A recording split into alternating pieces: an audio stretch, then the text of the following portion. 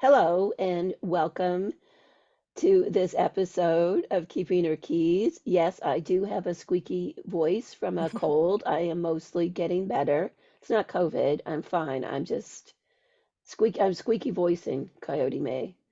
Um, I'm joined again today by Coyote Mae. So Coyote Mae and I talked last time a few months ago about queerness and the goddess, and it was such a really powerful conversation.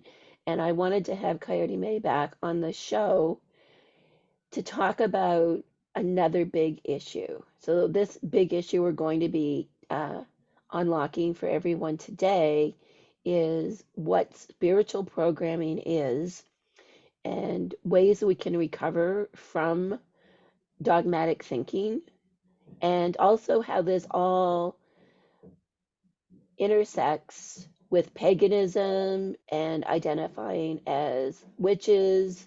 So there's a lot for us to explore in this episode. Um, if you're watching or listening to this and you hear some thumping and banging in the background, we're having major renovations done on the house.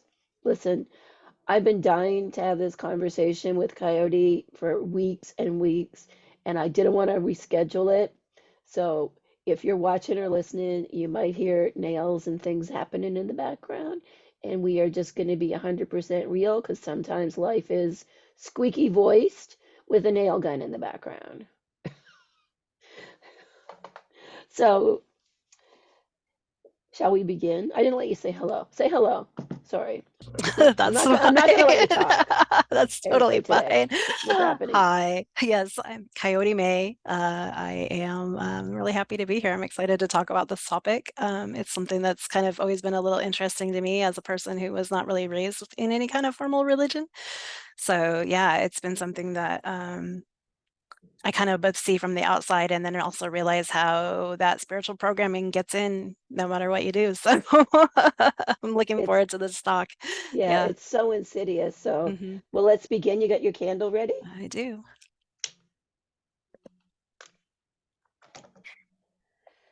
So let's begin as we always do by casting that counterclockwise circle, just cleansing the space, removing any barriers to really engaging with this important topic of spiritual programming. And let's cast the circle around us, protecting us and connecting us to this topic and to the energy of what Coyote May and I will be sharing in the next hour. And our invocation for today is from Entering Hecate's Cave. And it's in the Rixipyle chapter, which is all about liberation. And it's also where I talk about spiritual programming and creating your own religion. So I thought it would be appropriate if this was our invocation for today. My goddesses are wild and free, inconvenient, independent, rebellious resistors, revengers. My goddesses are wild and free, hunting the wicked, conquering monsters, turning fools into swine, driving dragon chariots across the sun, shining pale moon beams, burning torches, all the stars above, and the deepest depths. My goddesses are wild and free, many faces, many moods.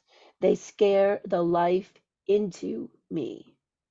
Shakers, movers, chain breakers, dream haunters, screaming whispers, dead silence. Enduring, changing, fleeing, remaining, my darkest desires and my brightest dreams.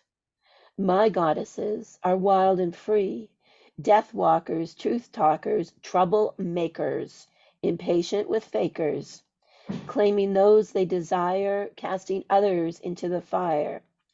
My goddesses are wild and free, answering my call, showing up uninvited, forever traveling their road, leaving behind a trail that I choose to follow. My goddesses are wild and free.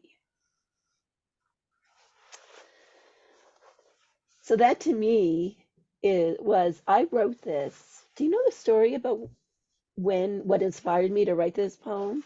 No, I don't. So several years ago, when I first started keeping her keys, I wrote a blog on a platform, Pathos, which is a big spirituality and religion website, and I had a blog on that, and the I wrote for the Pagan channel, it's called, Hmm. and the channel manager at the time, we were talking, and I said something about I don't consider myself a religious person at all. Hmm. And they said to me, "You're one of the most religious people I know." And so it really was a sort of key that unlocked something. And, I was like, "Am I a religious person?" I write rituals, I write about the goddess Hekate. I had never really considered myself to be a religious person. And so I started to kind of do like an inventory, a personal spirituality inventory, Hmm. almost like how you do a bias inventory, to see Right. like where you're hidden by. But I started to do like about my own spirituality. And I was like, well, I could see how from an outsider this might seem like there's a lot of like structure and rules and all of the things that I associated with religion. Because unlike you, I was raised in the Pentecostal church. So I was raised in a very dogmatic, fundamentalist, sometimes very beautiful and like very spiritual, but also really misogynistic and all of those Hmm. other things, right? So I had really rebelled against that and was very anti-religion in my personal life. That's that led me on a quest for quite a few months. And then I think I read one of those articles that you read where it's like how to worship the goddess Bridget. You must do this and you must do that and this and that. You know what I mean? Those kind of articles. Yeah, I do. Yeah. And at the time, I was researching Medea and Circe a lot, Hmm. because they went on to be kind of really central to my book, Entering Hecate's Garden. And this was before the Circe novel came out. Hmm. And I really could find nothing on them. There were none of those articles like how to worship the Morgan, 5 steps for getting it right with the Morgan. There was Right. nothing on either one of them. And it led me to think, like, why am I drawn to these expressions of the sacred feminine that never seem to be very popular? Like, why are they the ones that unlock something in me? Right. Because when I first became enamored with Hecate, there was very little Yeah. about Hecate out there. And so, yeah, and so I was thinking about Medea and Circe and why do they kind of refuse to be pushed into neat little books?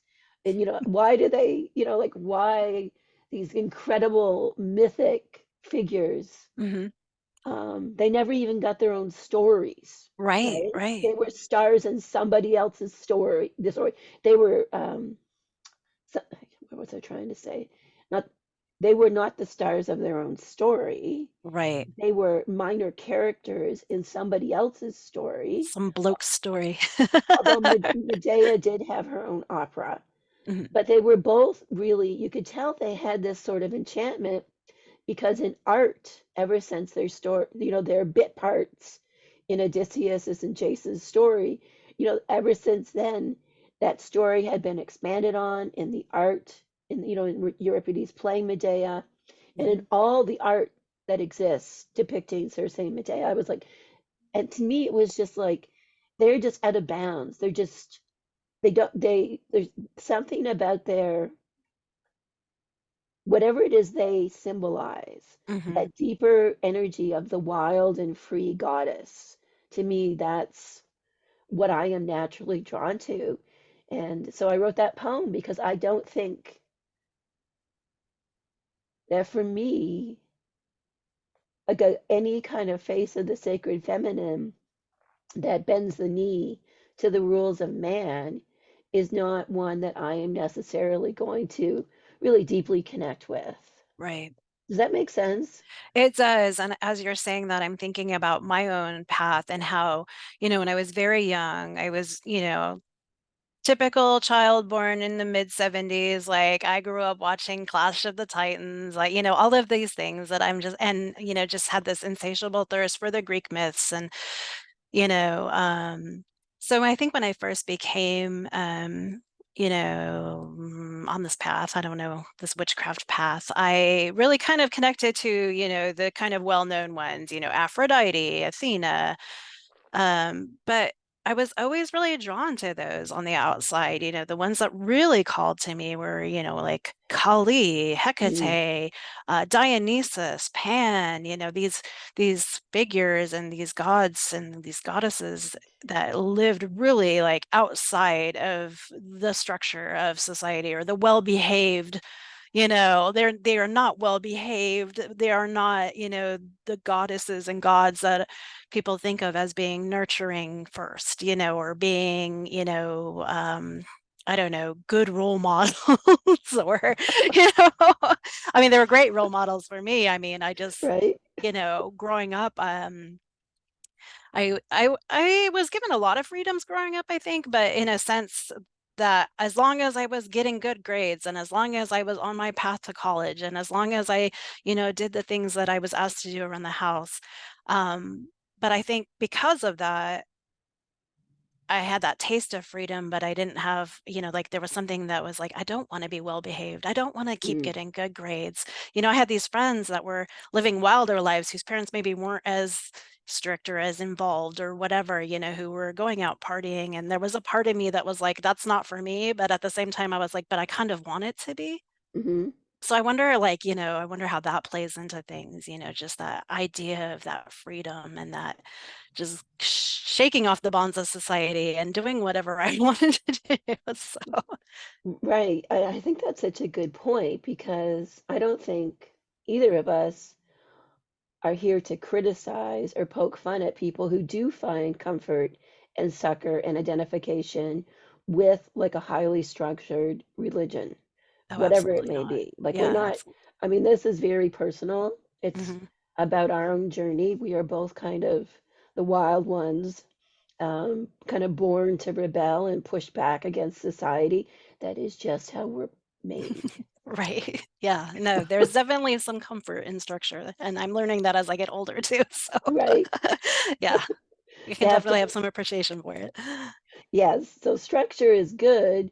And if you're like us and you're always going to be on the outside of structure, looking in or learning to connect with structure to strengthen your own life, that we're coming from a very different place from people who I imagine really want to walk into like an established religion, be it a mega church, a synagogue, a mosque, some kind of pagan organization. They want to walk into something that's already well established and it's clear, what's expected. There's a clear, preordained, pre-created path to the divine that one can follow, and that you just show up and do the things. So if that's your path, I'm not here to criticize you. That is not the conversation we're having. That's not who we are. So we're really here to talk about what I term spiritual programming or spiritual conditioning. I've heard it called that as well. We're here to talk about the really subtle and insidious ways that both our personal upbringing for me and the greater cultural context for you, Coyote May, Hmm. really influence how we go about creating our own personal religion and what we think is acceptable and not acceptable, and our views of the divine, which can be really strange. Um, when I originally wrote that poem, I didn't put the verse in entering Hecate's cave because I thought, oh, this is a little bit much. There's another verse that says, you say you put your goddesses on a shelf and that they come on your command. I don't understand. My goddesses are wild and free. because I do feel, as an outsider, as someone who doesn't connect from the inside out with a highly structured religious group or path or a dogmatic way to the divine, like I really do sometimes feel like, from my outsider gaze, that other people who are like, well, if I do this ritual this way, Hekate is going to give me a boon and life will be good.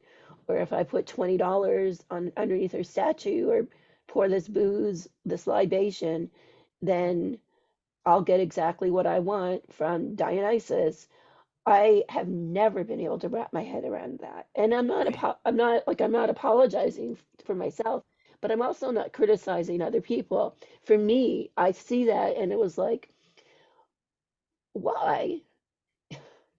If the divine of our understanding is so vast and is somehow involved in this fabric of the universe, why would they give one flying fig about me just quickly sticking $20 under a statue without any kind of serious energy or authenticity underneath of it? Right. I used to be really fascinated by the Catholic Church because I was raised Pentecostal, and I thought, well, the Catholics, it's got to be better than the Pentecostals. I mean, the music in the Pentecostal church, obviously, you can't get better music than that. But the whole rigmarole of the Catholic Mass, I used to sneak go to Catholic Mass behind my parents' back. I'll rebel against anything. I can Um, definitely relate to that though, because I think about before I found witchcraft, I was very enamored, like you said, like by the ritual of things and by, like the lighting of the candles and, but I think there's like a very big difference between people who do these things kind of like on autopilot and mhm. people who do them with intention, you know. That's so important. So Mhm. intention. And I've often thought about, like, I mean, I think you used the great expression, autopilot. Mhm. Like, why do religion or spiritual practices on autopilot? Like, what would be the point? Like, for me, I don't see the point of doing, I tend to be a very intentional person. Like, I do things because they have a purpose to me. Right. Um, so it's like, why do you do things on autopilot if, in terms of spirituality, like, you don't have to do spirituality in order to live. Right. That's not really a question, but you know what I'm saying? Like, I do. And in fact, I was just thinking about how, even when we do our triformis, ceremony when we open here, like we just did with the candle, I mean, like every time we do that, and it doesn't matter how many times I've done that, I always take that moment to like go within myself and feel the feelings and really feel how it feels to banish things or to call things in as we're going through the motions. And, and it's something, I mean, I do this, I wouldn't say every day, but very often, this is a kind of ritual that I go through very often. And it could be, I mean, I could totally switch to autopilot with it. And I never have, it's just, it's always something like, it's like, take the 2 seconds or 10 seconds or 30 seconds or 1 minute or 10 minutes that you need to get into the feeling of what you're doing, I mean, it doesn't take a long time and it changes everything, in my opinion. I think that's so true, and that's like the number one way to kind of get over spiritual programming. So I think I would define spiritual programming as the like an unconscious set of schema or rules that govern how we practice our spirituality. Now, for us, spirituality, kind of to slap a broad label on it, as much as we don't like those labels, we would, I think I would say my spirituality is really centered around the witch. I don't know. How would you define your spirituality?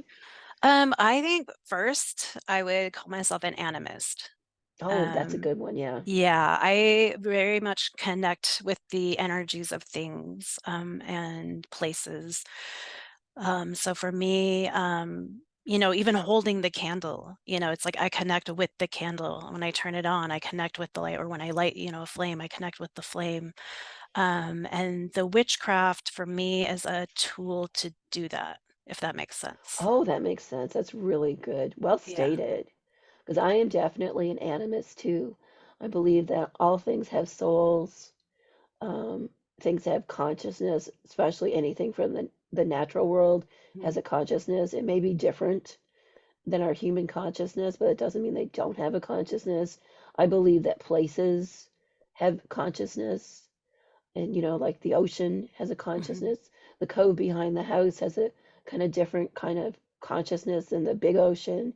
Right. So yeah, for me, being an animist, I'm just thinking. Sorry, this is becoming a podcast because I'm now you gave me something to think about.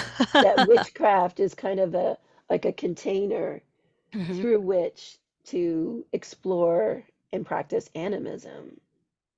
Yeah, that's definitely how I feel about it.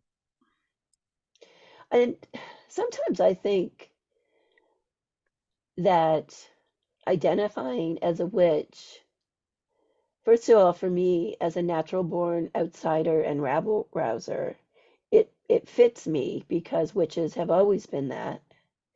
And then also sometimes I wonder if the popularity of the word witch and people identifying as witches, which is wonderful, I think if it's partly because of problems with the English language that we don't have really great words for, like you said, animists, people Mhm. who practice herbalism, people who are interested in the deeper world. Like when you look at the historical movements, I guess kind of before witchcraft and adjacent paganism became really popular for people who were seeking something kind of outside of the mainstream that was more animistic and more connected to the natural world. Mhm. Then it was like the New Age movement. Before that, it was like the hippies and the LSD crowd. Right. And then there was the spiritualist movement. So I feel like we don't have a lot of good names for Mhm. this in the Yeah. English language. Yeah. I I would never call myself a shaman. Mhm. Um, I mean, I understand like the origins of the word and then how it morphed, like the word witch has morphed in what it's meant. I mean, certainly today in 2023, the definition of witch is incredibly different than what it would have been like even 100 years ago, even 50 Right. years ago, Right. when witchcraft was still illegal in certain places. Mhm. So I know words change over time, but I thought about it, several like 20 years ago when I first started teaching meditation classes, because it was people were starting to call themselves shamans at that time, and I had like shamanic training Mhm. and worked with like shamanic practitioners. But for me, it just didn't have like that ping. I don't know how to describe it. Like I do, yeah. Yeah, because like you, I've had a lot of shamanic training. In fact, I am currently doing more shamanic training. I love the practices. But to me, like to call it's whether you call yourself a shaman or a witch or really any of these labels, I almost feel like it's more than just something that you put on occasionally. It's mhm, it's like, is this my life, right? And in that sense, I mean, if I were going to just look at those two labels in particular, I don't, as much as I incorporate shamanic practices into my life, I wouldn't go so far as to say that that is my life, that that's my lifestyle, that that's the fabric of my spirituality or, who I am or how I am in the world. Whereas witch applies a lot more to me as well. And like you said, there's that ping. I mean, sometimes I feel like there's a little bit of shock value in using the term I'm a witch, right? I mean, I yeah. can't lie. There's a little bit of delight I take in saying like, yeah, I'm a witch, and watching people go, "Oh, what is that?" And I love that, I mean, I had a coworker today who I was actually taken a little bit aback by. We were talking about, what did you do last night? And she's like, oh, I did some witchy shit under the full moon. And I was like, really? Because I just would not have, like I just had no idea that there was that side to her, and I think that's incredibly cool, but definitely witch has a lot of power, you know, that label. I like how you said it has that shock value. Mhm. And, for me, I think in terms of spiritual programming, one way of undoing a lot of that is to find or to decide not I don't need a label. Like so it's like what kind of spiritual label fits for you or do none of them fit for you? Um, and just kind of go in that direction of what feels natural and good and do witchy shit under the full moon. But Right. the shock value of witch, and the history of witch has been something that has always really called to me. I do feel that there is some kind of like spiritual lineage or ancestry, even though biologically my family is certainly not witchy at all. Um, Although, and sometimes people say that, oh, but they are actually witchy, they just don't call it that. But I have a big issue with slapping labels on other people that they didn't Mhm. choose for themselves. Agreed. Yeah. So I think that's part of recovering from spiritual programming is letting other people be who they are and you focusing on your own spiritual journey, Hmm. and keeping that gaze inward, Right. to discover what really nourishes and strengthens you and gives you like a well to draw from when life gets difficult. Yeah. I think self-determination is so important, especially on our path. And I I think really that's do. really contrary to a lot of religious teaching, right? Is Hmm. that, and for me, there's this, I do believe that there is some kind of like cosmic design or something greater than us that I am part of that Hmm. is a sense of destiny or a right journey for me through this life. I don't really know how that all works, but I believe, that there is that. But I also really believe in free will and self determination and that we are the crafters of our own journey, Hmm. whether we choose to kind of lean into what feels right for us or not, it's our decision. And I think that's really different, certainly from the church that I was raised in, Hmm. where it was like, you had all these rules, and then there was like the whole sin thing. The sin thing is so complicated. It's like, well, you can't go to movies, and if you do this, that's sinning, and oh, if you're queer, that's apparently a sin. Like, I just felt like growing up, like the sin list was endless. Yeah. That seems so like, how do you even how do you even live in the world? When you're thinking, okay, can I do this? Should I do this? I'm doing this, and what does that mean for me? I mean, just thinking about the rules that I grew up with and then having like the church rules on top of it just seems so overwhelming, especially as a young person when you're not really mature enough to make these like discernments into gray areas, right? Like, and you're thinking, oh my gosh, I thought evil towards this person, like, and so now I'm 4 years old and I'm already going to hell. Like, what do you do with that information? Do you try to atone or do you just lean into it, right? Right? It's like, Like, well, maybe that's why I'm here today. It's like, well, right? it all started when I was so little. Yep. The trap was sprung. Oh The well. trap was sprung. I was evil from the get-go, so Can't I put the just made toothpaste the back in the tube. right. I made the most of it. Hail Hekate. Right. Exactly. Um, oh, you've got so many great points.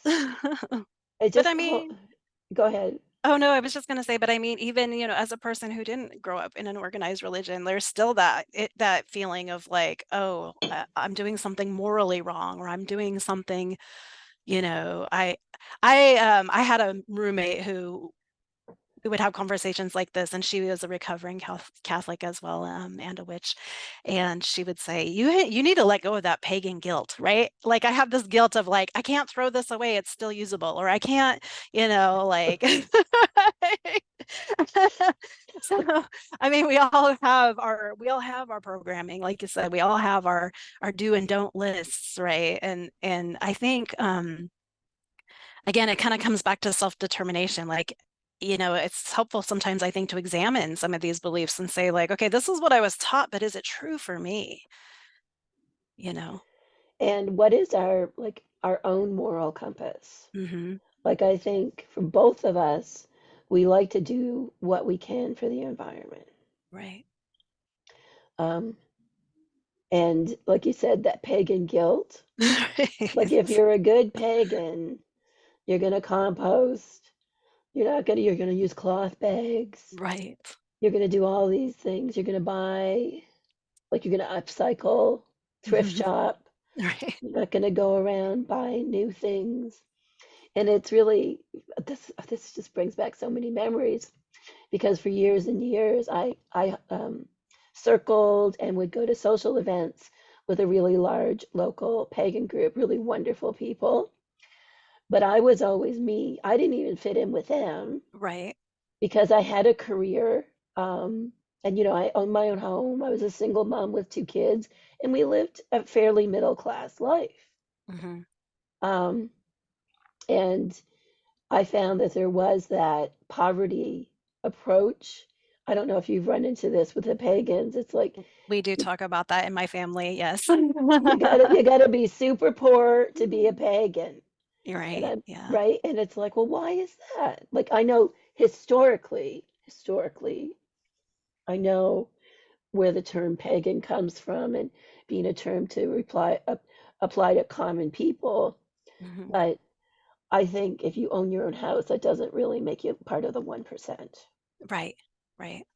I don't know. What have you? So I know that you have a large group that you circle with and socialize with where you are in the world.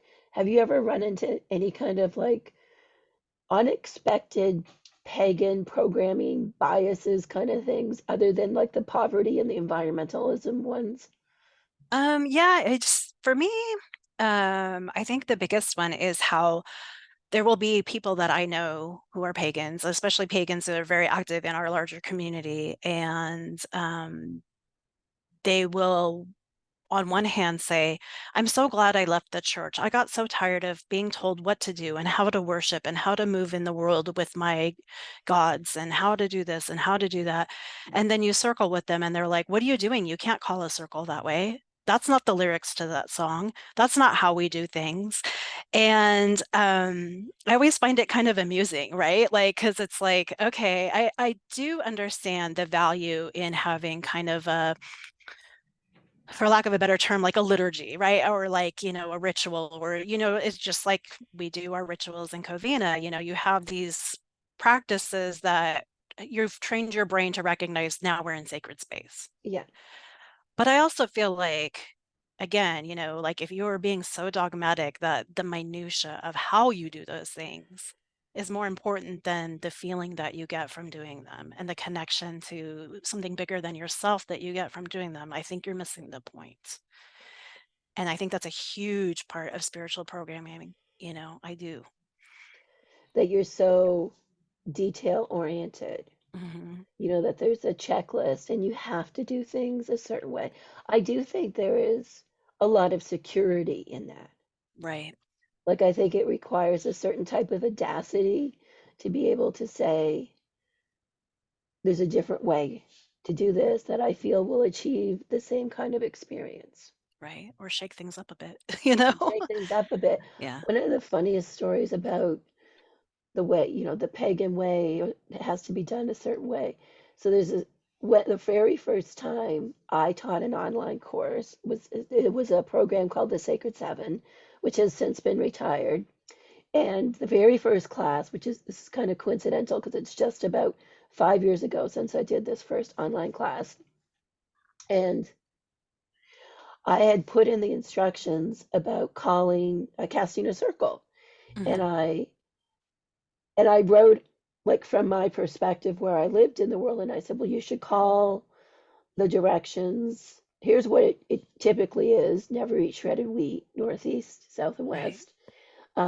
But you can do it in different ways based on where those actual directions are for you. Hmm. So if so for me, where I live, um, the water, so water is typically west, Hmm. um, but water is east. So I had mixed it up. Oh, I see. Yeah. So I would call water from the actual direction where the actual physical ocean was. And in some of the students in this first class, it caused like an uproar. And Oh, I can imagine. they're like, Yeah. you can't do that, Cyndi. And I was like, however, the water is actually there, east for me. Right. The other three directions are not geographically dependent. Earth is always underneath of us. Fire, who knows where that is? I guess we put it Right. to the south. Fire and air Um, do what they want. right? Yeah. So, yeah, and then I was like, oh, so it's not just in kind of like the pagan groups. I've been to lots of pagan festivals and read Right. pagan rituals and all this.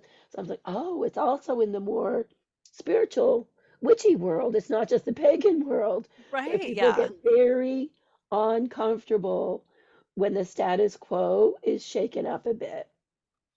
I that brings to mind this I was a May Queen at a Beltane festival, a local Beltane festival a few years ago, and they have a bardic circle there. And I wrote this really incredible poem that kind of like um linked my experience of the directions, in that way. And then I taught a little workshop too that was kind of like when you face north, what do you actually feel, right? When you face east, what do you actually feel? Like, and to get people kind of, I called it magical sovereignty or finding your own magic or something like that, because again, it's that spiritual programming. Like, oh, north has to be, earth, or east has to, I mean, it works in my part of the world because I live on the West Coast. I live in Portland.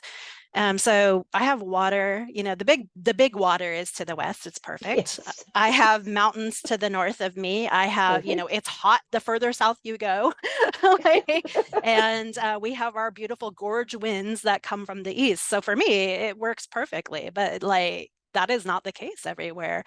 People don't have four seasons everywhere. People Mm, don't have, so how do you reconcile that with our traditions, right? And our magical traditions or spiritual traditions that tell you, well, the north is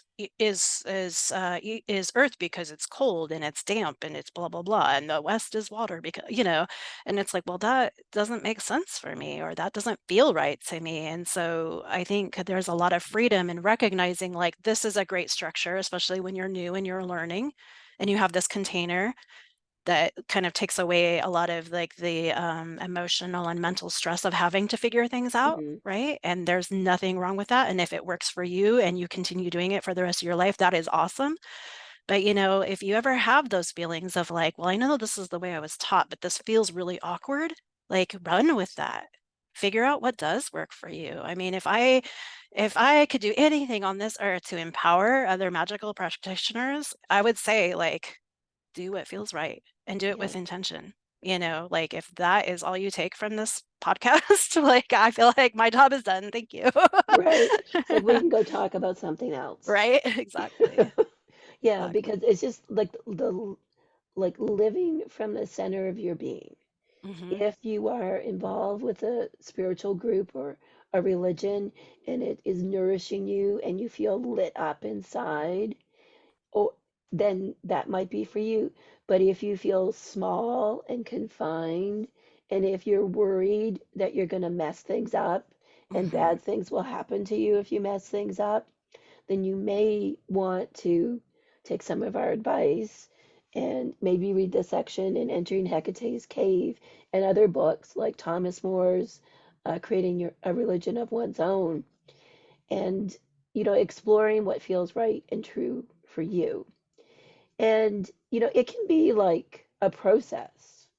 Like you said, when you first got started with the more popular goddesses, my first goddess was Artemis, because when I was in high school, I went down a rabbit hole. I accidentally, well, not accidentally, it was one of those like the universe or somebody put a book in my hand. I Hmm. discovered the meaning of my name. That led me to Artemis, my first love. I still love her. Hmm. And and then it just kind of went from there. Then I discovered Isis, who was more popular at the time. If you remember back in the I do. 90s, Yeah. Isis, Isis was the goddess of the I went day. through an ISIS phase also, Right. yes. Sign me up for the Fellowship of Isis. Right, Get a little exactly. certificate in the mail. Yep. I do remember those days. Um, and then, I do feel like, in a way that's really inexplicable, unless someone has had an experience, I do feel like I had some kind of calling or breakthrough or something when I felt really compelled by Hekate to embark on my current journey. Hmm. That for me, that doesn't mean I don't love other goddesses. Like I love Artemis and Isis and certainly our Circe and Medea. I mean, speaking of them, so I published articles way back when I was writing on that popular space, and Yes. I called them both goddesses. Oh my Oh gosh. my, I am sure that caused a scene. the pagan accuracy department was activated, Oh no. and I it caused like a it caused A ruckus, yes. a ruckus, That's the perfect and word. all I said was, "Look, they may not be goddesses to you, but they're goddesses to me. Right. They are my own personal goddesses." Like, the personal Jesus song. Yes. Your own personal Circe. So they are goddesses to me. So I guess for me, like while I was writing on Pathos Pagan, I mean, it was such a learning experience and a lot of it was really wonderful. But what really upset me and caused me a lot of distress was the constant ruckus I seemed to cause just by like talking about what was true to me and presenting rituals from my perspective, which is very psycho-spiritual, as you know. Hmm. Um, and the things I would say, thinking like no one in the world could possibly find this to be controversial. And Right. then, oh my goodness, it was caused an uproar. Um, and it was really difficult at the time because, I had had this really complicated relationship with paganism that started when I was really young, probably before I even got out of high school. So we're decades into this complicated thing at this point. Right. And, had often circled with pagans and led rituals, both Hecatean and otherwise, for pagan groups. I'd also spent a lot of time in the more like the spirituality world, Mm. teaching meditations and workshops and so on. And I never really felt like I fit in either one of those worlds. Right. And then writing for Pathos Pagan, seeing all of these people who identified as pagans really just throwing so much shade at everything I did. And then just not being supported kind of by the management under, saying like, oh, well, that kind of stuff is really good for business. It's going to generate more ad revenue Mm. because the more kind of hateful conversation and anger energy is associated with an article, the more views and shares it'll get, which means more ad revenue for the owners of Hmm. Pathos Pagan, which, let the record show, my witches, is actually evangelical Christians associated with Donald Trump. That's who actually owns that organization. I wasn't making the money. I was Right. making maybe $100 a month. So it was just such a quagmire. If you can Hmm. imagine, like, can you imagine? It's like I'm trying to talk about something different, which really was popular. I was getting all this pushback. I was being called a bad Wiccan or a bad pagan and getting Hecate all wrong. I didn't understand her. And at first I would try to engage and be like, well, I come at this from a psychological, psychospiritual perspective, not a literalist or a fundamentalist perspective. Right. And then if you say fundamentalist, It's like, oh, we're not fundamentalists here. And it was just like this constant mess. I was panic attacking every day because I Ugh, want to be like, the super kind of sophisticated one who's like, oh no, those comments don't bother me. They right. do. Yeah, it's hard not to let them, right? When you're getting like dozens of them every Yeah. freaking It's like an day, onslaught. Yeah. and it makes you question. And I think a lot of this for me as a woman, it's and going out of my own way and step, like and trying to have that self-determination in the world and trying to help other people while I was doing this. I think for me as a woman, there's this fundamental thing like, oh, I must be wrong. Mm-hmm. Those white guys, well, they're always right.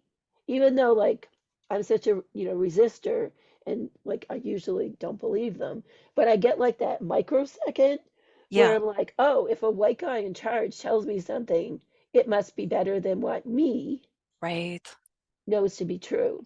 But And it's like a there's the cultural programming. right? It's like a Yeah. microsecond thing, and Yeah. then I'm like, yeah, throw that out.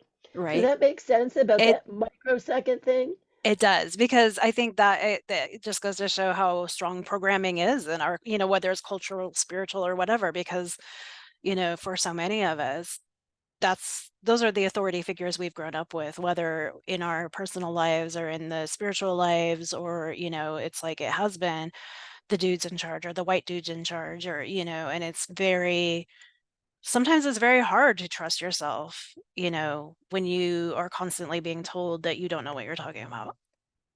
And if I'm being perfectly honest, like that's a huge reason why I think like I don't put more effort into, I always talk about how I want to write a blog. We've talked about Mhm. this, like I want to write a blog. I want to do these things. I want to, and I'm just like, I won't lie. Like there's a part of me that's like, I can't deal with that right now. Like I have enough. Like I don't need to deal with this. And,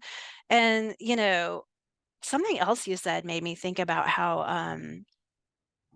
I think, when you were saying how people were like, you're getting Hekate all wrong and you're this and that. I think that there's even within pagans, the pagan groups or people who are, oh, what's the word I'm looking for? Believe in a lot of different gods or interact with, a lot of different energies. There's still that weird sense of like, if you do this wrong, you're going to be punished. Right. Like Right? Like if you light the wrong herb to Hecate, or like if you do your dark moon ritual on the new moon or the, full moon or whatever, like you're going to be smited. Or I don't know. It's just that part is always really interesting to me too. Oh, well, will she be upset with me if I don't have vervain, but I have, mugwort? It's like, no, I'm pretty sure she has bigger fish to fry. Like,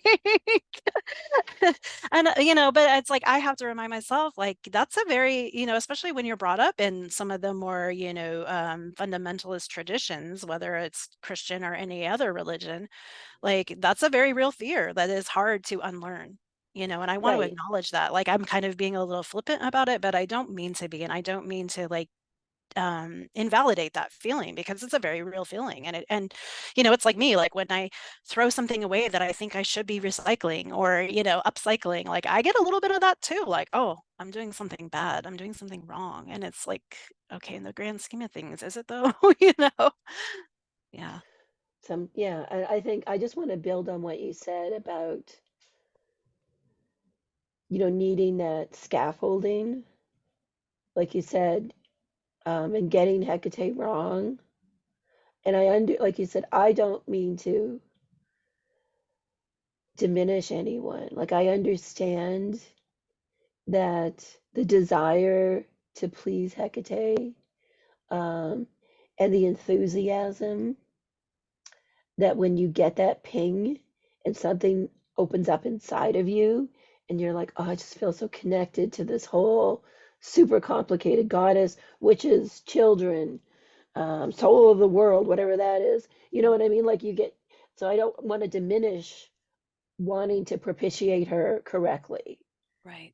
Um, and at the same time, 100% on board with you that Hecate has bigger fish to fry. I love how you said fish to fry. So, of course, I'm thinking of the traditional Hecate supper, and that Mhm. fish was a big part of that meal. But Absolutely. even in that meal, like it wasn't like Hecate likes fish better than steak. Right. It was the areas the meal was offered in that certain type of fish was quite pricey. Hmm. And so to propitiate her, they used a special expensive fish. Right. Um, so, I don't, we always end up back with me talking about food. Sorry. You brought it up for the record. You said I fish. can't help it. It's my Taurus sun and my Sagittarius moon and my Taurus Venus and my Taurus Jupiter. I like the finer things, including Yeah, we food. need to talk about food when Taurus is in Right. the room. So, I totally understand that wanting to get it right. Hmm. And I will always very strongly advocate for following what feels right over getting it right based on what someone else told you. Yeah. And this is for me as someone who teaches rituals, a ritual cycle, and writes books. And for me, when I look back now, we've been doing this read along of the Keep Your Keep book for the past several months because I wanted to really honor that book, um, how Hecate presented to me at the time, and who I was at the time that I wrote that book, and do a complete overhaul because of the copy editing issues in the book. Mm-hmm. And, you know, so I've been very intimate with this book for the past several months. And so many times in the book, I'm basically like, you do you. Here's a thing, here's a way you could do this, but you do you. Right. And I know that confuses people because I get emails like every day. So you say we should start the book on the new moon. What do you mean by that? Or you know what I mean? Like you say this, and it's like, so when I try to create space for people to adapt things, it unintentionally causes confusion. Right. And I really learned over the past several years, that it's important, especially when people are first starting out, that there is like a template, a framework that they can explore and maybe experience kind of verbatim Hmm. the first few times and then start to find more space within it to adapt it. So that is something looking back to 5 years ago when it's been more than 5 years since I wrote the Keeping Her Keys book. I would write a preface to that book that says, I understand what it's like when you're first getting started. And I also encourage you to use your creativity. That for me, creativity is magic, creativity is of the goddess. Hmm. And as someone who is strongly driven by those things, um, just make your rituals, craft your talismans, create altars in a manner that lights you up. And if you need the structure of doing things exactly like I said, then there's no shame in that. Like, we're not here to invalidate anyone, Right. because I really think you hit upon a lot of points about the need that Saturnine needs sometimes for structure, Hmm. um, and just meeting people where they're at. Um, with the two of us kind of being really experienced in pagan circling, like we know what we're talking about. Hmm. Like between the two of us, we have a lifetime of experience of doing this. So, Right. but I think kind of when you and I came up in paganism and I guess like broader spirituality, the New Age, shamanism, like all of that world, like for us getting started before the internet was such a thing, Hmm. I think there's a real delineation, and that I suspect, and I know from Covina and talking to my readers, that a lot of the witches today don't have those experiences that you and I had. Going to the pagan meetup at the coffee shop, Right. because that was the only way To connect with other pagans. right? Or lurking at the shop, like the weird, like, I don't know. I was lucky enough to grow up in Portland and live in Seattle during those times. So we had the weird shops, like we had the weird coffee shops that weren't necessarily pagan spaces, but like the other weirdos hung out there, or we did have in Portland and in Seattle some very long running, pagan bookshops and occult bookshops. So I was very thankful for that. But, I was that kid who was like kind of always lurking there, but never really quite brave enough to like be a part of the group. So I have to say, that I figured out a lot of things on my own. Like I don't think I really even circled with a group until I was probably in my 20s, really, and I had been at that point pagan for whatever, witch or whatever you want to, I don't even know. Sometimes I don't even know what to call myself, but I had been on that path for probably 10 years before I really circled with a group. And it was an interesting experience. And then, to go back to the structure thing, I have to say, like, when, with all of the experience that I have, coming into Covina has really given me a really nice container for my magic and for deepening my practice and deepening my relationship with something bigger than me. And um, it's not something I really had found before Covina, I have to say. Like, I enjoyed being in circle with people, but to have like, it was, it's something that I have like a smaller circle of friends that I do magic with, and we had kind of created something similar for ourselves. But to have something that I could just kind of come into and like lay down that burden of trying to reinvent the wheel, I have to say I'm very thankful for that. So, going Well, back to like the positive side of having a structure or a container, like, yeah, it's really helped me a lot, I think. well, thank you. And as the leader of Covina, like I do feel like I am growing into the role of being the leader of Covina. I'm not a very Saturnine person by nature. I am a creative educator, passionate about helping people, especially with, attachment and trauma, and learning to negotiate the need for structure with my kind of burning desire to help people unleash their inner creativity as a powerful means of healing from trauma. It's really been like, talk about a crossroads. If you think about the crossroads that I'm at every day, Hmm. where we are online, so I can't kind of go around to people and be like, oh, just be more creative, or Right. just let it go. We Yeah. do have to have certain rules about what we're doing. Right. I just really appreciate you saying that, and I do believe that Covina is a really special place. I could have never imagined myself doing this. Hmm. And for me, even the name of Covina, calling it the Covina Institute, my original name for my spiritual business was called Open Circle, Hmm. um, which was a kind of a subtle nod to witchiness and also a slight kind of kick in the shins to like the closed circling world that sometimes is, the cliques and whatnot that goes on in paganism. So I call it Open Circle, all are welcome. Hmm. And I wanted to call Covina that, and it just wasn't working when I first started. And I thought a long time, I was like, I don't want to call it Keeping Her Keys because I know Keeping Her Keys is the blog and the book, but this is so much, I hope this will become so much more than me someday. And Hmm. someday I can just kind of walk out the door and no one will notice that I've left. Yeah. That is my goal. I get that. And we do have such a very supportive community. I mean, it is not just you, it's all of us. And, you're kind of at the helm, you're kind of herding the cats, like, Hurting witches.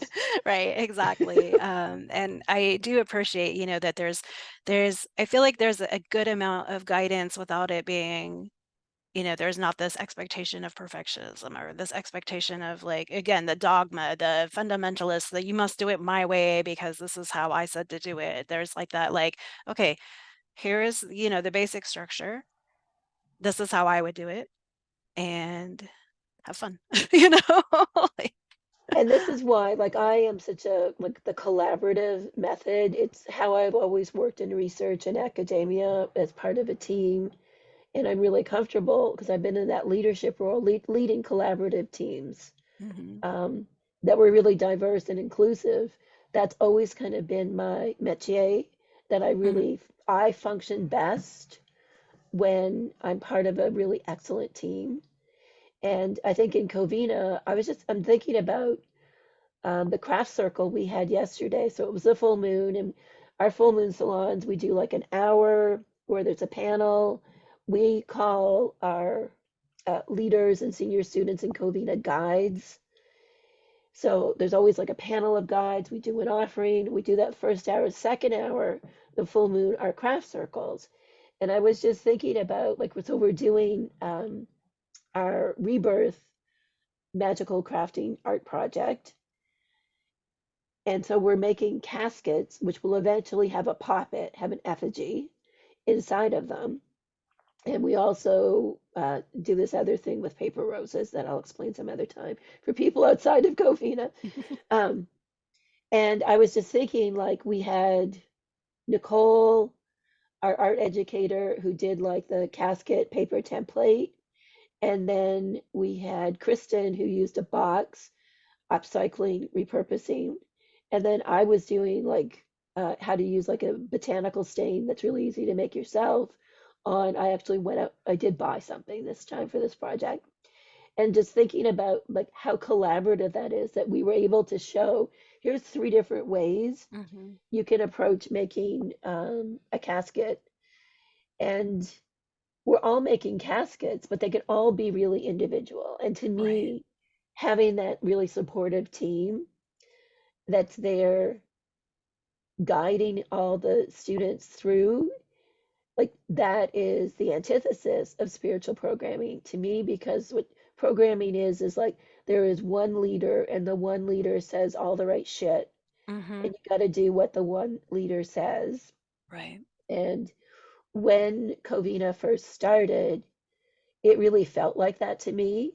Hmm. And I never wanted to be that person. Like, I'm not joking when I say I want to be able to leave Covina someday and nobody notices. Right. Because I think as for Covina to become like a spirit, an organization onto itself, it needs to be able to mature into that and Mm. not be so linked to me that when I leave, it falls apart.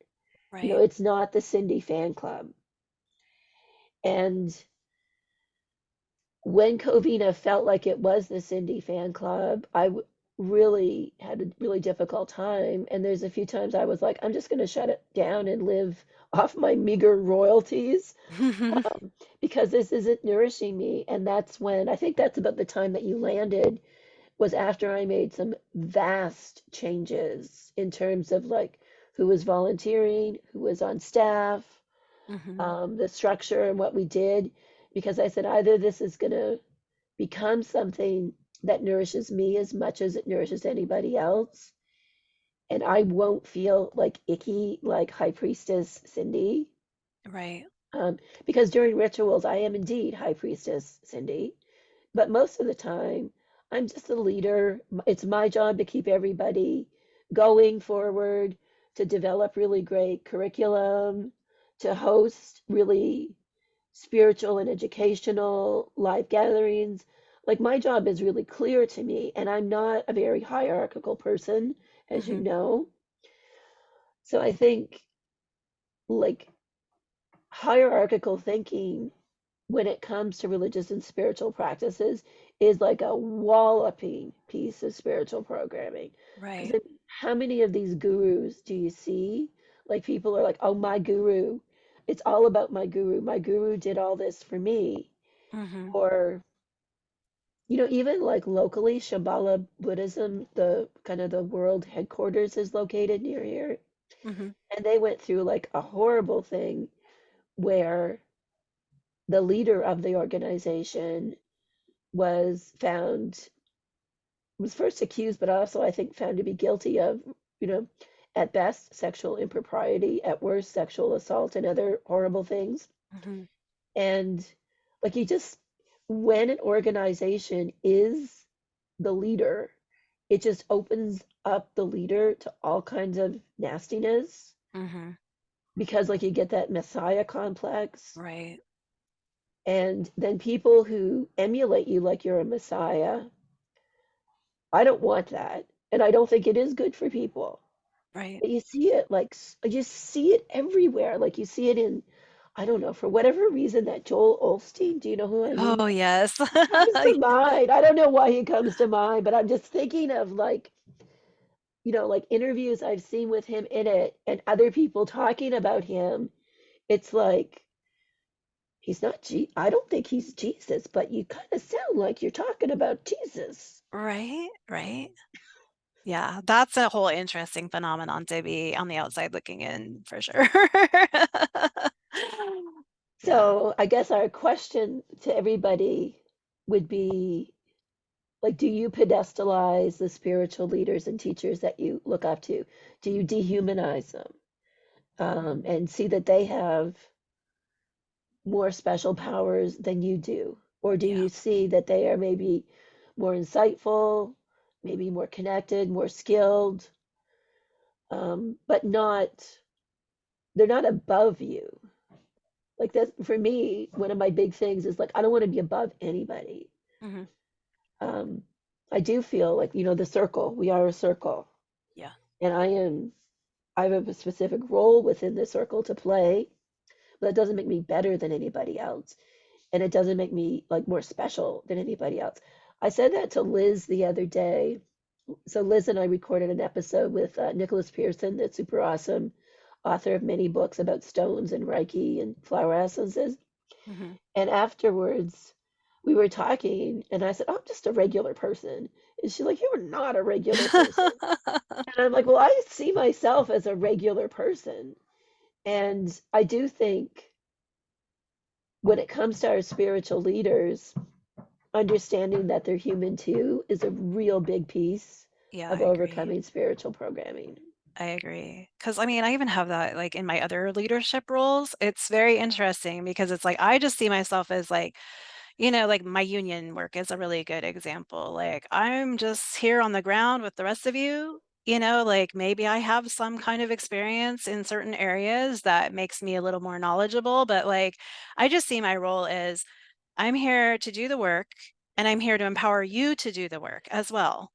Like, and I think that to me, when I look at leaders in my life and who I look up to and who I want to learn from, those are the leaders that I look for. I look for a leader who is like, I have this knowledge and I want you to have it too.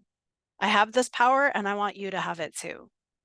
Instead of the people who are like, I have this knowledge and power and I want to keep it to myself because that makes me special. Right? Right, it's Like, so true. And I think Brene Brown calls this difference, like I think in her Dare to Lead book, mhm. she calls this difference power over and power with. Yeah, I've heard that. And I don't want to have power over anybody. And but I'd love to have power with you. Like you said, whether it's your union work, and for everyone watching and listening, Coyote Mae is a very accomplished Mhm. union organizer. Thank you. They, too humble. You're too humble, but um, so the whole idea of having power with, I think that's another key for overcoming spiritual programming. You, have, sometimes I don't know if I remember how to say this exactly. I just remember having this big old fashioned debate with a pagan. We used to call them big nose pagans. Did you on the West Coast ever use that term, big nose pagans? No, but we call them high Mechity Mex a lot, Okay, so big right? nose pagans are the ones who like read serious books and think the rest of us are all kind of like failures at even paganism. Right, But failing at paganism is really different than like what you might think failure is. It's like having a career and owning a right, house. right. Um, so so I was arguing with this big nose pagan about different things. And I was just like, I don't even know what this fight is about. You know what I Right. mean? Like why is this even important? Like who Mhm. care? I don't actually care. Right. And you're like, why am I here again? I should just go.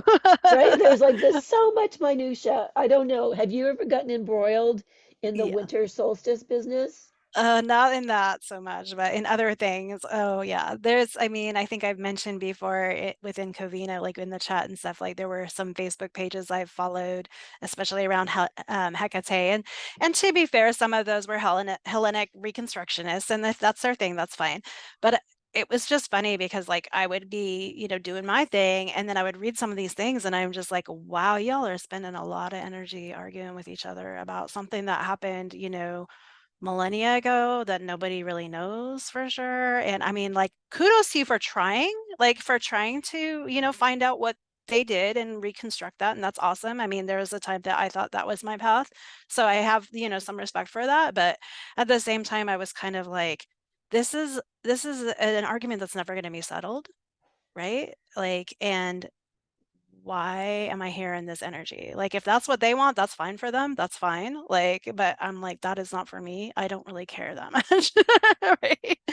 Like, And those reconstructionists, like that's like you talk like groups about who like to argue. My experience with the bulk of them is that they just like to argue and they like to pick on me because yeah. they somehow miss the whole thing that what I do is psycho-spiritual and I'm not trying to like say ancient Hecateans 2,500 years ago Right. sat in circles doing worksheets about their boundaries. Right.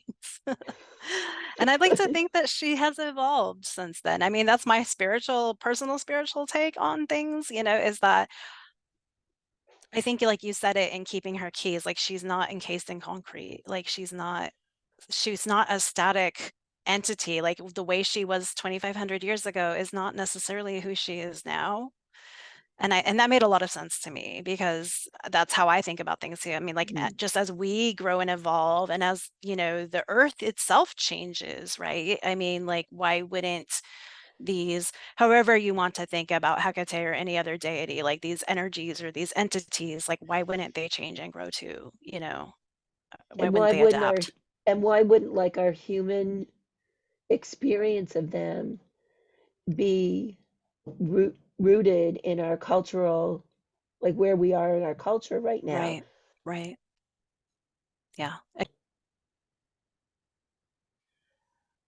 So I think, what you're saying is it makes so much sense to me, right? It's like, of course, the divine like evolves the way we evolve. And I would say like my final tip for overcoming spiritual programming would be to go out and learn about the psychological concept about growth mindset versus fixed mindset if you don't already know that. Because in my experience, having a fixed mindset, there is a safety in that. Mhm. If we always do things a certain way and they don't change, that bad things won't happen, that there is like a sort of safety in that. And at the same time, it's actually not safe at all because our whole lives depend upon us having a growth mindset and adapting and changing to challenging circumstances, learning from both failures and successes. So for me, to overcome spiritual programming, have a growth mindset, to see this as a great journey where Mhm. you can learn and heal, have really beautiful experiences, and that it won't be perfect, that you will fail, but also that Hecate won't smite you. Right. There's no, what I think I've said recently, someone said something. I was like, we are not in the Old Testament. Yeah. If someone wants to live in the Old Testament, let them, but we'll be over here with our Mhm. growth mindsets, Right. allowing Hecate to come to us and all of our other spirits and gods and goddesses to come to us as the way they want to, Mhm. and enjoying the richness of it all. Like you started by talking about Greek myth and all of that rich history, all of without getting into kind of toxic cultural appropriation nonsense, but just that rich history from all around our beautiful world, whether you find it in the Catholic Mass, you find it in Druidism, whatever you find it in, just in a very respectful way, be curious and open to different ways of being in the world, Mhm. and that whatever is real and true and beautiful for you is most likely what you should be doing in terms of a spiritual practice. And I feel like we should probably do a follow-up episode on if it harms none, do what you will. I don't think that would hurt. Because, I feel like that's kind of like the elephant in the room, That's the especially for, pagan Ten Commandments or the Wiccan Ten Commandments. I feel like, right? like, yeah. And we didn't even have time to get into that whole thing about if it harms none, do what you will, and who said it, why there's problems, like the whole thing. Right. So maybe will you come back a third time and we'll talk about that? Absolutely. Yeah, anytime. Yep. All right, everyone, thanks so much for spending some time with Coyote May and I. Thanks for putting up with the squeakster voice and the hammering in the background, and we'll see you all again real soon. Oh, and hail Hecate. Hail Hekate.